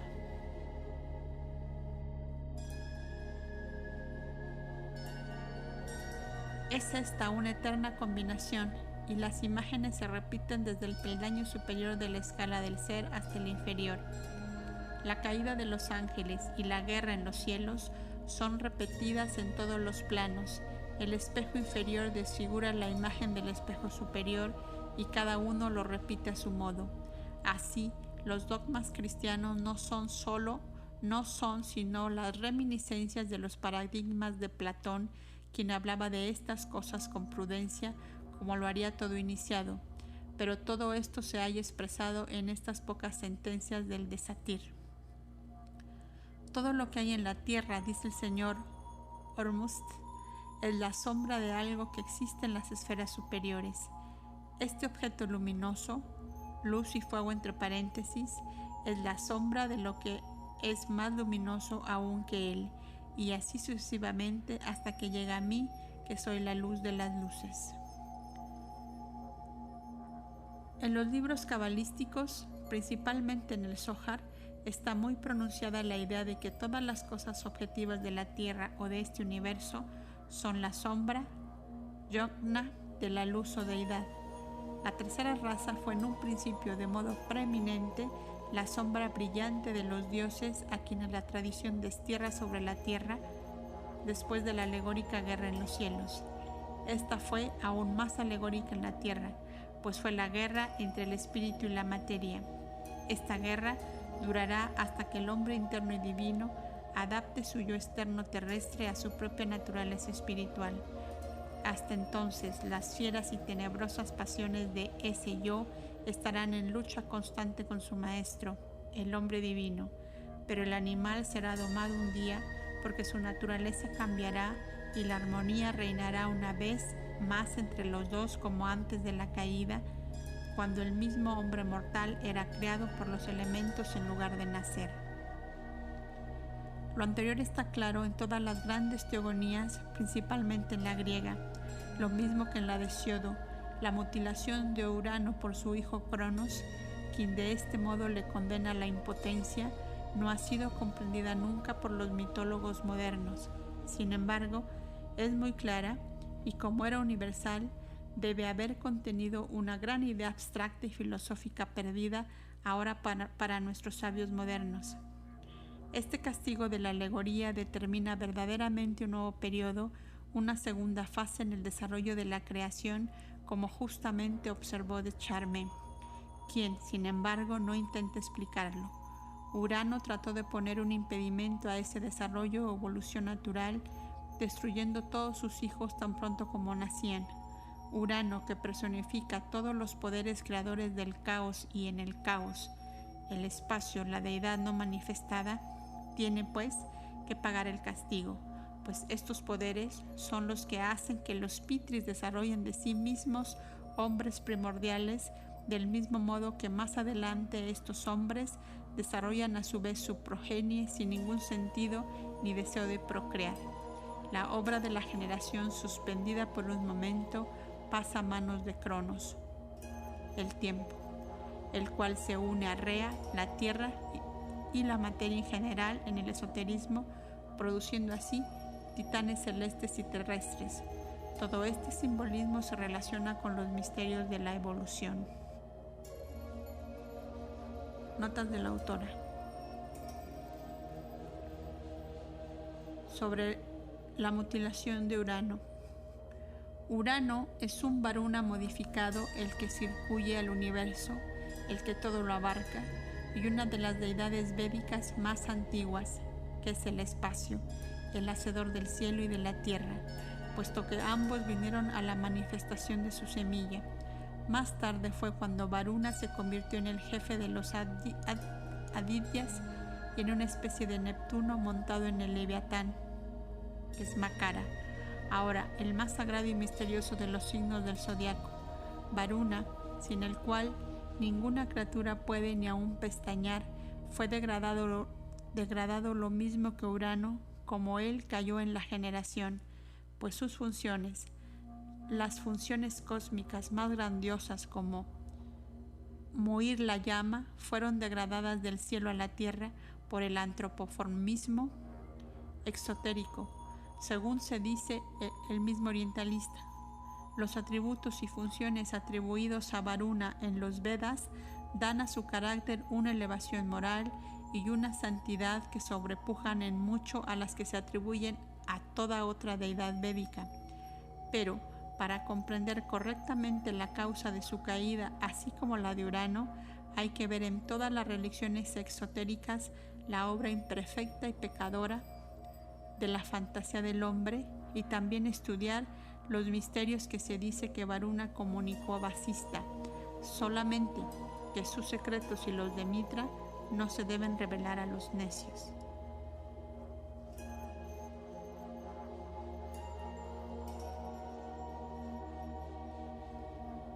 Sobre Cronos, el tiempo. Cronos no es solamente el tiempo, sino que también, como demostró Brill en su Hercule et Cacus, visile de la raíz cat, hacer crear, pero que Brill y de Charme, que lo citan, tengan igualmente razón al decir que en los Vedas Cranán es un dios creador. Esto lo dudamos. Brill quiso decir probablemente Karma, o más bien Visa Karman, el dios creador, el omnisciente y el gran arquitecto del mundo.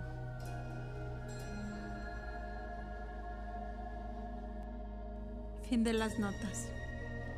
Esta alegoría es la versión exotérica de la doctrina secreta dada en esta parte de nuestra obra, pues en Cronos vemos la misma historia repetida de nuevo. Así como Urano destruyó sus hijos con Gea, que en el mundo de la manifestación es una con Aditi o el gran océano cósmico, confinándolos al seno de la Tierra, Titae, así también Cronos, en este segundo periodo de la creación, destruyó sus hijos con Rea, devorándolos. Esta es una alusión a los esfuerzos infructuosos de la tierra o naturaleza para crear por sí sola hombres realmente humanos. El tiempo devora su propia obra inútil.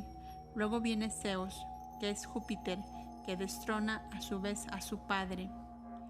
Júpiter, el titán, es en un sentido Prometeo, y es distinto de Zeus, el gran padre de los dioses. Él es el hijo irrespetuoso en Hesiodo. Hermes le llama el hombre celeste en el Paimandel, y hasta en la Biblia se le ve también bajo el nombre de Adán, y más adelante por transmutación bajo el de Ham.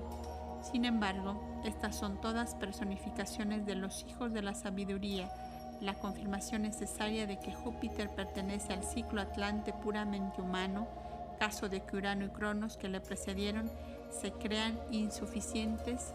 Puede leerse en Hesiodo, que nos dice que los inmortales hicieron la raza de la edad de oro y de plata, primera y segunda razas. Júpiter hizo la generación de bronce, una mezcla de dos elementos, la de los héroes y la de la edad de hierro.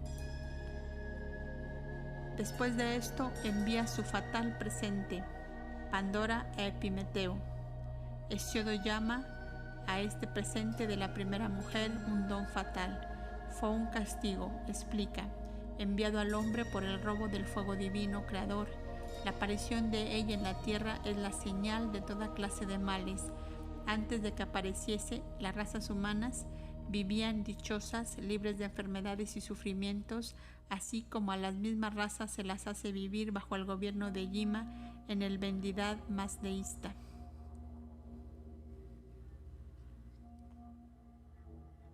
Notas de la autora.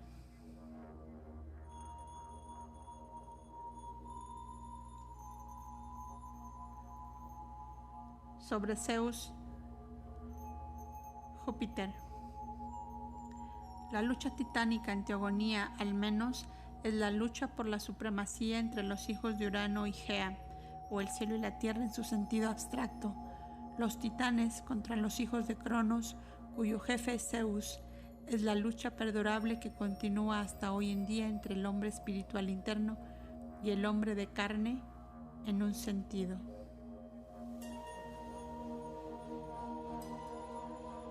Sobre Prometeo. Lo mismo que el Señor Dios o Jehová es Caín esotéricamente, así como también la serpiente tentadora, la parte masculina de la Eva andrógina antes de su caída, la parte femenina de Adam Kadmon, el lado izquierdo, o Binah del lado derecho, Hogman en la primera triada sefirotal.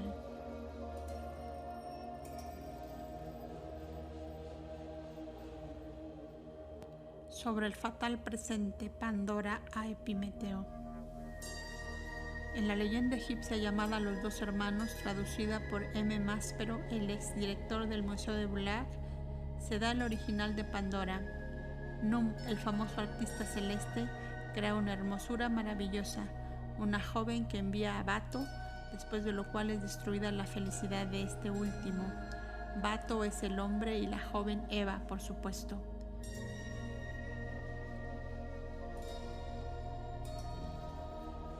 Fin de las notas. Pueden encontrarse también dos diluvios en la tradición universal, comparando atentamente a Hesiodo, el Rig Veda, el Cenavesta, etc., pero ningún primer hombre se menciona en ninguna teogonía salvo en la Biblia.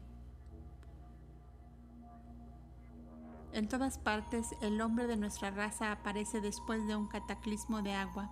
Después de esto, la tradición solo menciona los diversos continentes e islas que se hundieron bajo las olas del océano a su debido tiempo. Los dioses y los mortales tienen un origen común según Hesiodo, y Píndaro hace la misma declaración. Deucalión y Pirra, que se escaparon del diluvio, construyeron un arca como la de Noé. Piden a Júpiter que reanime la raza humana que había hecho perecer bajo las aguas de la inundación. En la mitología eslavona, todos los hombres se ahogaron y solo quedaron 2 ancianos, un hombre y su mujer. Entonces Prancimas, el amo de todo, les aconsejó que saltasen 7 veces sobre las rocas de la tierra, y nacieron 7 razas, parejas nuevas, de las que provienen las 9 tribus lituanias. Como lo comprendió bien el autor de Mythology de la Grecia antigua, las 4 edades significan periodos de tiempo y son también una alusión alegórica a las razas, según él dice. Las razas sucesivas, destruidas y reemplazadas por otras, sin periodos de transición alguno, son caracterizadas en Grecia por el nombre de los metales, para expresar su valor siempre decreciente. El oro, el más brillante y precioso de todos, símbolo de esplendor, califica la primera raza. Los hombres de la segunda raza, los de la edad de plata, son ya muy inferiores a los de la primera. Criaturas inertes y débiles, toda su vida no es más que una infancia larga y estúpida. Desaparecen. Los hombres de la edad de bronce son robustos y violentos, que son la tercera raza, y su fuerza es extremada. Tenían armas de bronce, habitaciones de bronce, no usaban más que el bronce. El hierro, el metal negro, no era aún conocido. La cuarta raza es, según Hesiodo, la de los héroes que cayeron ante Tebas o bajo las murallas de Troya. De modo que, como se encuentran las 4 razas mencionadas por los poetas griegos más antiguos, aunque de un modo muy confuso y anacrónico, nuestras doctrinas se ven una vez más corroboradas en los clásicos, pero todo esto es mitología y poesía. ¿Qué puede la ciencia moderna decir ante tales emerizaciones de antiguas ficciones? El veredicto no es difícil de prever, por tanto, hay que tratar de contestar anticipadamente y probar que en el dominio de esta misma ciencia hay tanta parte constituida por ficciones y especulaciones empíricas que ningún hombre de saber tiene el menor derecho, con una viga tan pesada en su propio ojo, a señalar la paja en el ojo del ocultista, aun suponiendo que esta paja sea tal y no una invención de su propia fantasía.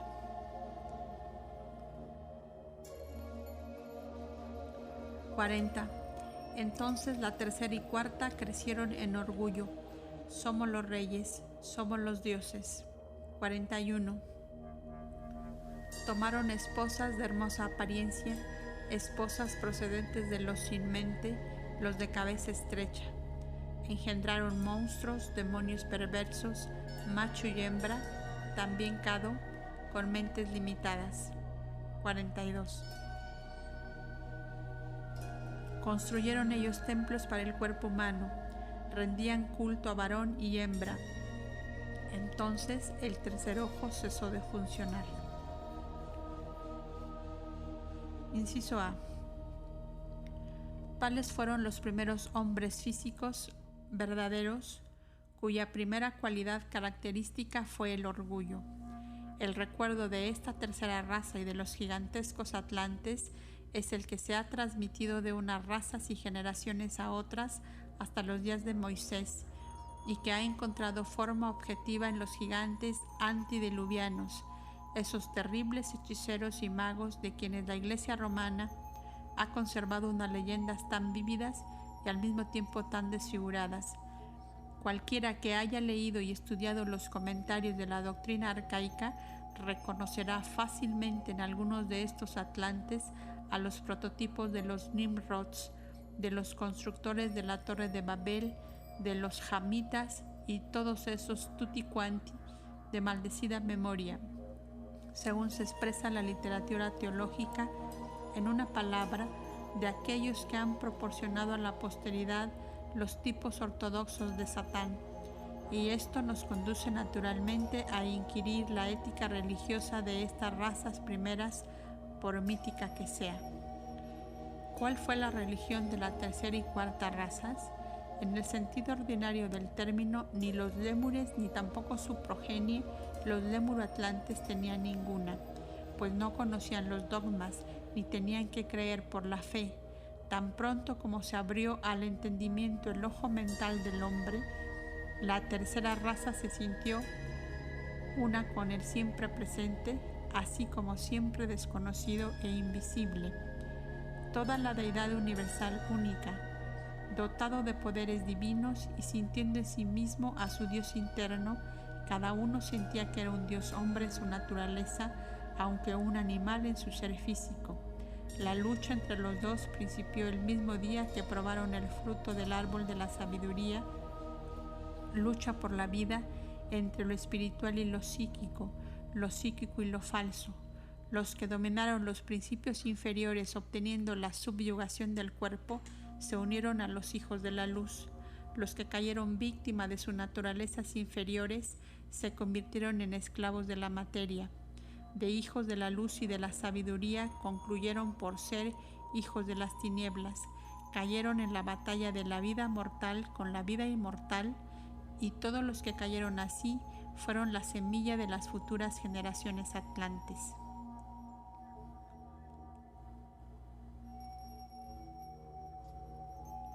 Sobre esto último, nota de la autora. El nombre se emplea aquí en el sentido y como sinónimo de hechiceros. Las razas atlantes fueron muchas y su evolución duró millones de años.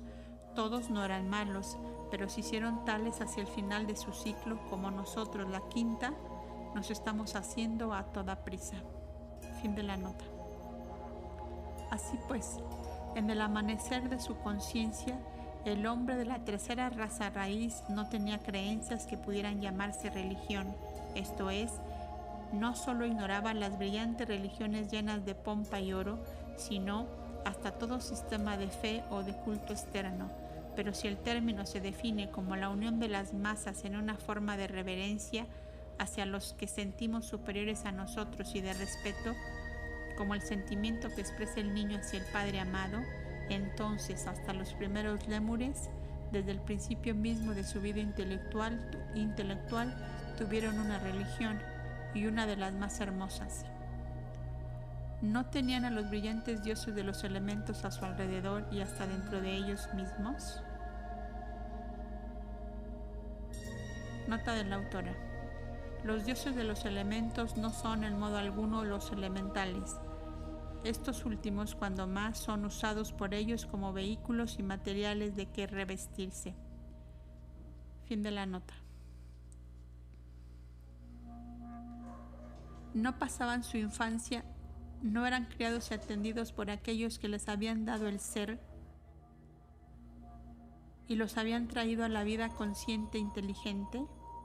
Se nos asegura que así fue y lo creemos, pues la evolución del espíritu en la materia no hubiera podido tener lugar ni hubiese recibido su primer impulso si los brillantes espíritus no hubiesen sacrificado sus esencias supreterias respectivas para animar al hombre de barro, dotando a cada uno de sus principios internos con una parte, o más bien con un reflejo, de esta esencia.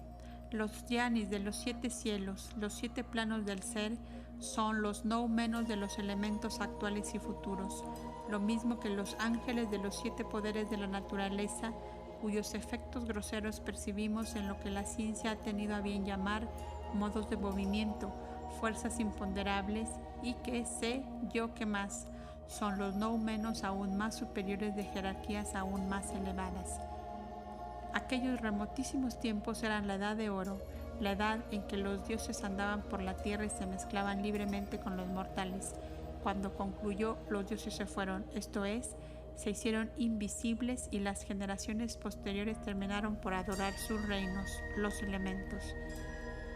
Los atlantes, primera progenie del hombre semidivino, después de su separación en sexos, y por tanto los primeros engendrados, y los mortales que primeramente nacieron al modo humano, fueron los primeros sacrificadores al dios de la materia. Son ellos, en el oscuro y remoto pasado, en edades más que prehistóricas, el prototipo sobre el cual se construyó el gran símbolo de Caín, los primeros antropoformistas que adoraron la forma y la materia, culto que pronto degeneró en personal y que luego condujo al falicismo que reina supremo hasta hoy día en el simbolismo de todas las religiones exotéricas, de rituales, dogmas y formas.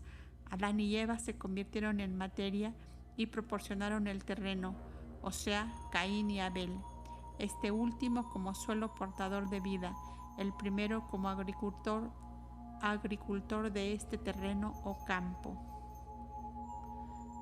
De este modo fue como los primeros atlantes, nacidos en el continente Lemur, se separaron desde sus primeras tribus en buenos y en malos, en los que adoraban al espíritu invisible de la naturaleza, cuyo rayo siente el hombre dentro de sí mismo, o panteístas, y en los que rendían un culto fanático a los espíritus de la tierra, los poderes antropomórficos, cósmicos y tenebrosos con quienes se aliaron.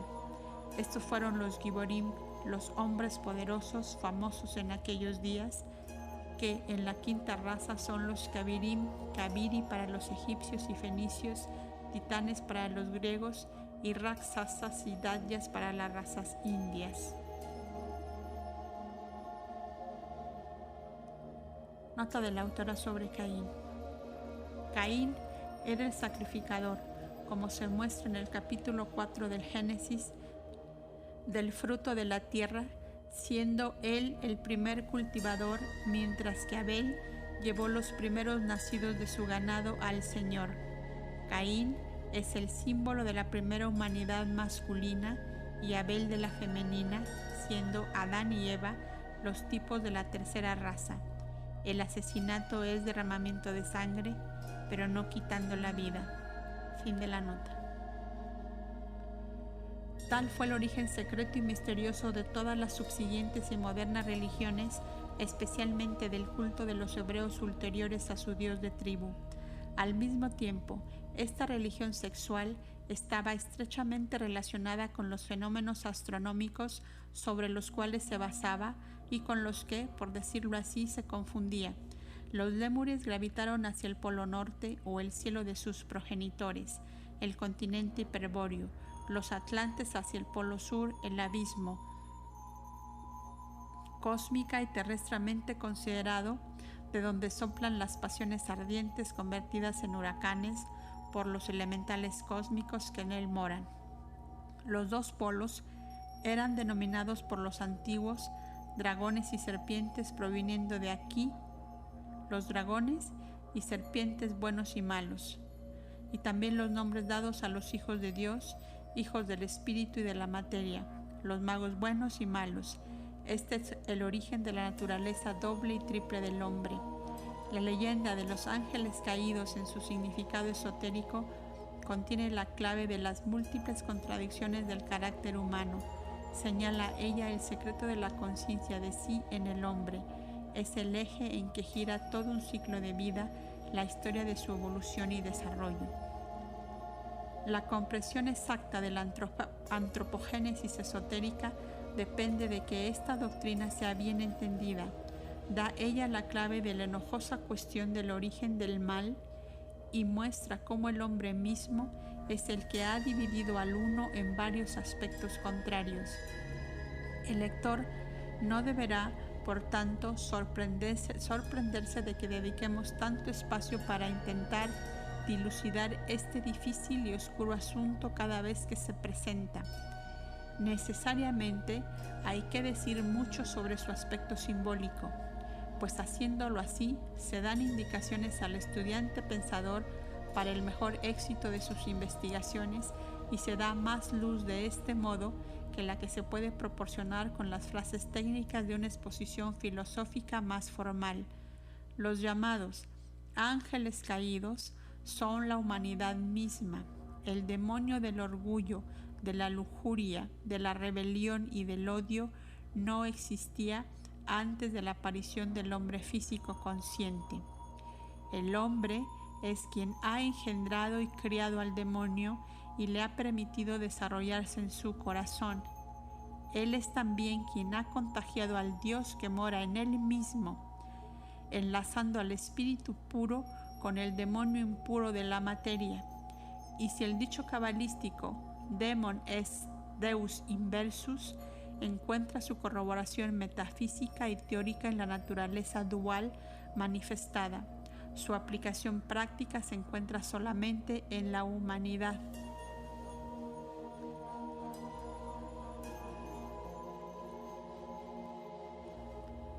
Debe haberse hecho ya evidente que nuestras enseñanzas tienen muy pocas probabilidades de ser imparcialmente oídas, al presuponer, como lo hacemos, a.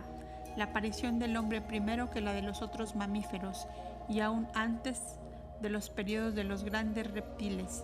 B. Que los diluvios periódicos y los periodos glaciales se deben a la perturbación kármica del eje y principalmente. C. El nacimiento del hombre de un ser superior, o lo que el materialismo llamaría un ser sobrenatural, aunque solo es superhumano. Añádase a esto la declaración de que una parte de la humanidad en la tercera raza, todas las mónadas de hombres que habían alcanzado el punto más alto del mérito y del karma en el Manvantara precedente, fueron esta humanidad de la tercera raza, debió sus naturalezas psíquicas y racionales a seres divinos, uniéndose hipostáticamente en sus quintos principios. Y la doctrina secreta tiene que perder su pleito, no solo a los ojos del materialismo, sino también a los del cristianismo dogmático. Pues tan pronto como este último sepa que estos ángeles son idénticos a sus espíritus caídos, esta doctrina esotérica será proclamada la más terrible, herética y perniciosa. El hombre divino moraba en el animal y por lo tanto, cuando tuvo lugar la separación fisiológica en el curso natural de la evolución, cuando también toda la creación animal fue desatada y los machos fueron atraídos hacia las hembras, aquella raza cayó. No porque hubiesen comido del fruto del conocimiento y conociesen el bien y el mal, sino porque no sabían otra cosa. Impulsados por el instinto creador sin sexo, las primeras subrazas habían desarrollado una raza intermedia en la que, como se ha indicado en las estancias, los Dhyan Chohan superiores se encarnaron. Cuando hayamos comprobado la extensión del universo y sepamos todo lo que hay en él, multiplicaremos nuestra raza, contestaron los hijos de la voluntad y del yoga a sus hermanos de la misma raza que les invitaban a hacer lo que ellos. Esto significa que los grandes adeptos y ascetas iniciados se multiplicarán, esto es, producirán otra vez hijos inmaculados nacidos de la mente en la séptima raza raíz. Así se haya afirmado en los Vishnu y Brahma Puranas y en el Mahabharata y en el Harivamsa. Además, en una parte del Pushkara Mahatmya, la separación de los sexos está alegorizada por Daksa, quien viendo que su progenie nacida por la voluntad, los hijos de la yoga pasiva no quieren crear hombres, convierte la mitad de sí mismo en una mujer con quien tuvo hijas, las hembras futuras de la tercera raza que engendró los gigantes de la Atlántida, llamados la cuarta raza. En el Vishnu Purana se dice sencillamente que Daksa, el padre de la humanidad, estableció la relación sexual como medio de poblar el globo. Afortunadamente para la especie humana, la raza electa se había ya convertido en el vehículo de encarnación de los yanis más elevados intelectual y espiritualmente, antes de que la humanidad se hubiese hecho completamente material. Cuando las últimas subrazas, exceptuando algunas de las más inferiores de la tercera raza, perecieron juntamente con el gran continente Lemur, las semillas de la Trinidad de la sabiduría habían adquirido ya el secreto de la inmortalidad en la tierra, el don que permite a la misma gran personalidad pasar ad libitum de un cuerpo gastado a otro. Notas de la autora sobre los espíritus caídos.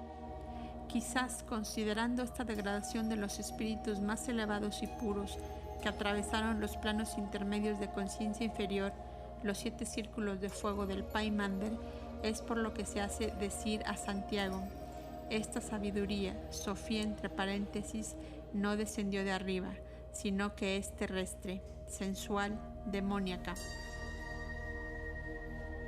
Ahora bien, esta Sofía es Manas, el alma humana, siendo Buddhi la sabiduría o alma espiritual, la cual, estando tan cerca del absoluto, es per se solo conciencia latente y depende de Manas para la manifestación fuera de su propio plano.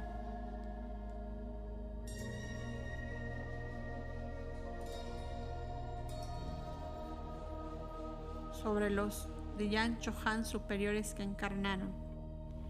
Esta es la raza inmortal, como se llama en el esoterismo y exotéricamente, la generación estéril de la primera progenie de Daxa, quien maldice a Narada, el Rishi divino, por haber disuadido a los Haryasvas y a los Savalasvas, los hijos de Daxa, de procrear sus especies, diciendo: nace en la matriz, no habrá para ti un lugar de reposo en todas estas generaciones.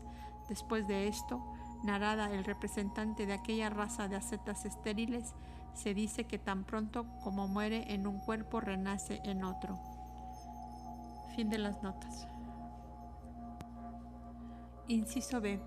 La primera guerra que se conoció en la Tierra, el primer derramamiento de sangre humana, fue el resultado de abrirse los ojos y los sentidos del hombre, lo cual le hizo ver que las hijas de sus hermanos eran más hermosas que la suya, y también sus esposas. Se cometieron raptos antes del de las Sabinas, y hubo Menelaos, a quienes robaron sus helenas antes de que la quinta raza hubiese nacido. Los titanes o gigantes eran los más fuertes, sus adversarios los más sabios. Esto tuvo lugar durante la cuarta raza, la de los gigantes, porque había gigantes en verdad en los antiguos tiempos. La serie de la evolución del mundo animal es una garantía de que lo mismo se verificó en las razas humanas. Más bajo aún, en el orden de la creación, encontramos testimonios respecto del mismo tamaño relativo en la flora que marcha par y paso con la fauna. Los lindos helechos que recogemos y secamos entre las hojas de nuestro libro favorito son los descendientes de los helechos gigantescos que crecían durante el periodo carbonífero. Las escrituras y fragmentos de obras científicas y filosóficas, en una palabra, casi todos los anales que nos han legado la antigüedad, contienen referencias a los gigantes. Nadie puede dejar de reconocer a los atlantes de la doctrina secreta en los Raksasas de Lanka, los adversarios vencidos por Rama. ¿Es posible que estos relatos no sean más que el producto de la mera fantasía? Prestemos al asunto un momento de atención. Sobre los gigantes en los antiguos tiempos, nota de la autora. Las tradiciones de todos los países y naciones mencionan este hecho. Donnelly cita del padre Durán, Historia Antigua de la Nueva España de 1885, que un indígena de Cholula, un centenario, explicó la construcción de la gran pirámide de Cholula del siguiente modo: en el principio, antes que la luz del sol hubiera sido creada, esta tierra, Cholula, estaba en la oscuridad y en las tinieblas, pero apenas la luz del sol se levantó en el oriente, aparecieron hombres gigantescos quienes construyeron la citada pirámide, y sus constructores fueron después dispersados por todas las partes del mundo. Una gran parte de la historia de la América Central está constituida por los hechos de una antigua raza de gigantes llamados quinanes, dice el autor de Atlantis, página 204. Fin de la nota.